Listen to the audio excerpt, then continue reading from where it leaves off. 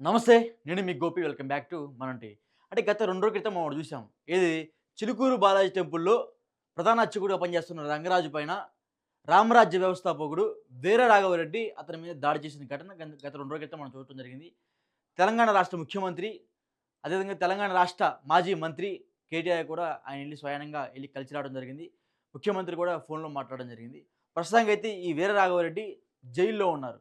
So, అసలకి ఈ వీర Raghava Reddy story ఏంటంటే ఈ రామరాజ్యం వ్యవస్థాపకుడు ఇతను. సో, అంటే ఒక రామరాజ్యం అనే ఒకదాన్ని పెట్టేసి దానికి ఒక 20, 30 మందిని కుర్రోళ్ళని ఏర్పాటు చేసుకొని, అంటే దానికి సేవకులుగా ఏర్పాటు చేసుకొని, సో, మనం ఎవరైతే ఇప్పుడు రంగరాజు అని ఉన్నారు కదా! సో, ఆయన మీదకి దాడికెళ్లారు. మీరు నాకు సపోర్ట్ చేయండి.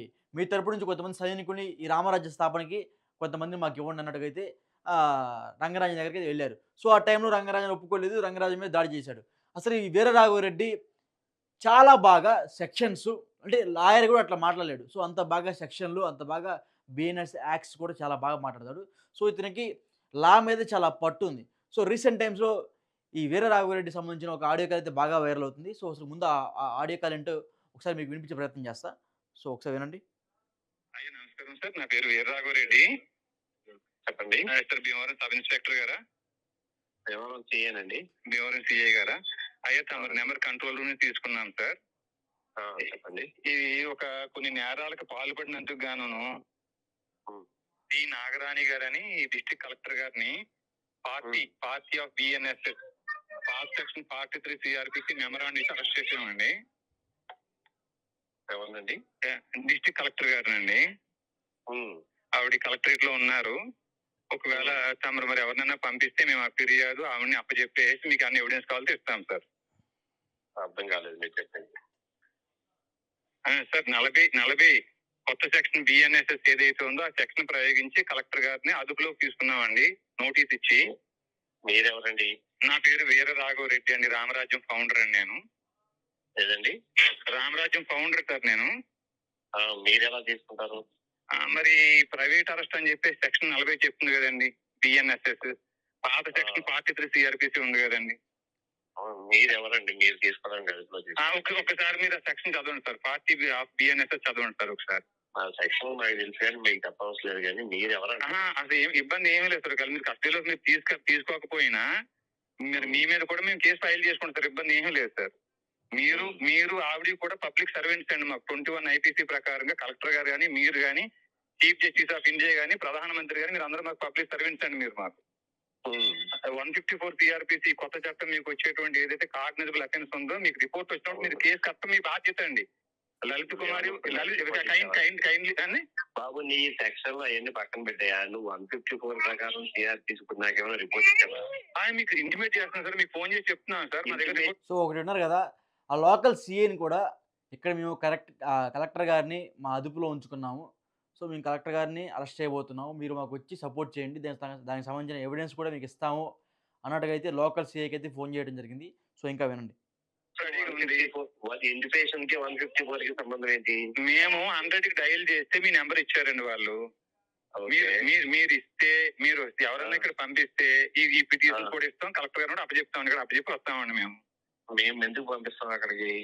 అంటే మరి ఎవరు 154 సిఆర్పిసి ప్రకారం ఎదురుంటే పోలీస్ స్టేషన్ వచ్చి కాదు సార్. 43 సిఆర్పిసి ఏదైతే చేయాలి. 43 వినండి సార్. 43 సిఆర్పిసి ఒకసారి చదువుకోయా బాబు ఫస్ట్. నేను చదివాను సార్. నేను సుప్రీంకోర్టు కూడా ఆర్గ్యుమెంట్ చెప్పి వచ్చాను సార్. నేను చదువుకో. నేను సుప్రీంకోర్టు కూడా ఆర్గ్యుమెంట్ చెప్పి వచ్చాను సార్. ప్రైవేట్ అరెస్ట్ అండి. మా కళ్ళ ముందు నేరం జరిగినప్పుడు మేము సాక్షిగా ఉన్నప్పుడు అది తీసుకుని పోలీసులకు అప్పచెప్పడం మా బాధ్యత. ఒకసారి మీకు ఏం నేరం జరిగింది నీ కళ్ళ ముందు? ద డైరెక్షన్ ఆఫ్ లా అండి. ఆవిడ చేయాల్సిన పని చేయలేదండి కలెక్టర్ గారు. అదేం నేరం అది? 166 పాత ఐపీసీ వస్తుందండి. అవును. ఏం నేరం అది? ఏమండి? తణుకు అని చెప్పేసి తణుకు దగ్గర తేతల గ్రామం దగ్గర అయ్యా నేను చెప్పేది. కానీ ఈ వీర రాఘవరెడ్డి అనే అతను ఎక్సలెంట్‌గా మాట్లాడుతున్నాడు. లైక్ ఈ లా పరంగా గాని, లేకపోతే పోలీసులకి వివరించే పద్ధతి గాని చాలా బాగా మాట్లాడుతున్నాడు. వినండి ఇంకా.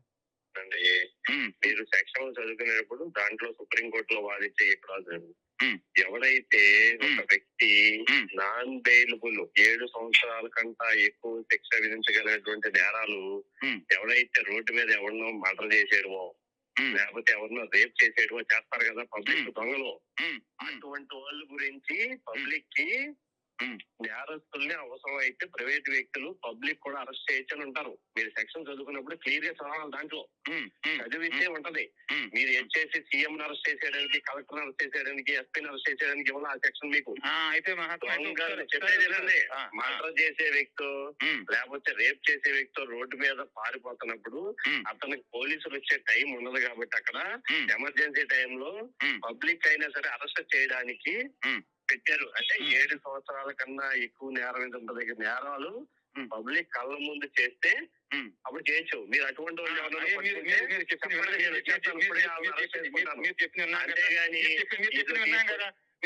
ఇప్పుడు నా మాట వినండి.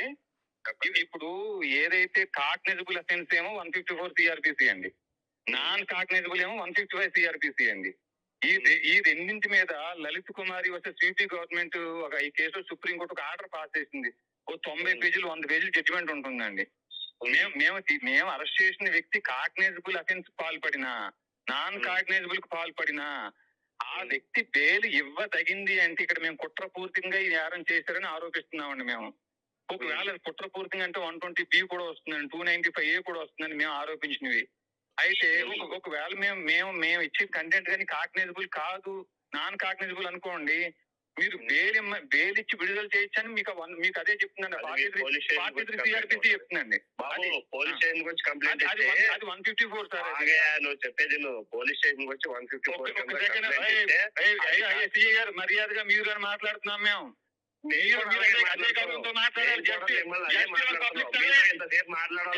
పబ్లిక్ సర్వెంట్స్ మీరు మాట్లాడుతున్నాను.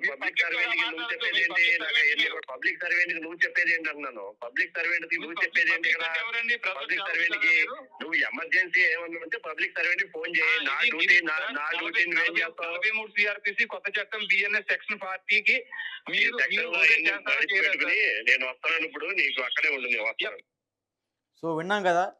సో ఎవరైతే వీర రాఘవరెడ్డి ఉన్నాడో సో అతను చాలా ఎక్సలెంట్గా ఈ లా పరంగా కానీ లేకపోతే చట్టపరంగా ఏవైతే యాక్ట్స్ ఉంటాయో అవన్నీ కూడా చాలా బాగా మాట్లాడుతున్నాడు. సో సిఐ కూడా ఫోన్ చేసి బెదిరిస్తున్నట్టుగో లేకపోతే ఆ కలెక్టర్ మీద చర్యలు తీసుకున్నట్టుగో మాట్లాడటం విధానం అయితే కనబడుతూనే ఉంది. సో ఎనీవే నిన్న రంగరాజన్ పైన దాడి చేసిన వ్యక్తే ఈ రాఘవరెడ్డి. సో ఇతను కూడా చాలా లా పరంగా చాలా ఎక్సలెంట్గా ఉన్నారు. సో చాలామంది ఇతని మీద నెగిటివ్గా స్ప్రెడ్ చేసినా సరే సో ఆయన నెగిటివ్ని పాజిటివ్గా తీసుకొని ఈ రామరాజ్య స్థాపన కోసం చాలామందిని వెంటేసుకొని ఈ రామరాజ్య స్థాపన ఇంకా ముందుకు తీసుకెళ్ళాలని ఆయన మనస్ఫూర్తిగా కోరుకున్నట్టుగా ఆయన చెప్పడం జరుగుతుంది. అయినా సరే ఈ రంగరాజన్ పైన దాడి అనేది చాలా తప్పు. సో ఈ తప్పు మీద చాలామంది పెద్దవాళ్ళు కూడా స్పందించారు. సో అదేవిధంగా మేము మాలాంటి మీడియా వాళ్ళు కూడా చాలామంది స్పందించడం జరిగింది. సో ఎనీవే ఈ వీర రాఘవరెడ్డి ఎవరైతున్నారో ఆ వీర రాఘవరెడ్డికి సంబంధించిన ఆడియో కాల్స్ మొత్తం ఈ 2 రోజుల నుంచి బాగా లీక్ అవుతుంది. సో ఆ లీక్ అయిన దాంట్లో ఒకటే ఈ ఆడియో కాల్. సో ఈ ఆడియో కాల్ మీద మీ అభిప్రాయం ఏంటో కింద కామెంట్ రూపంలో తెలియదు.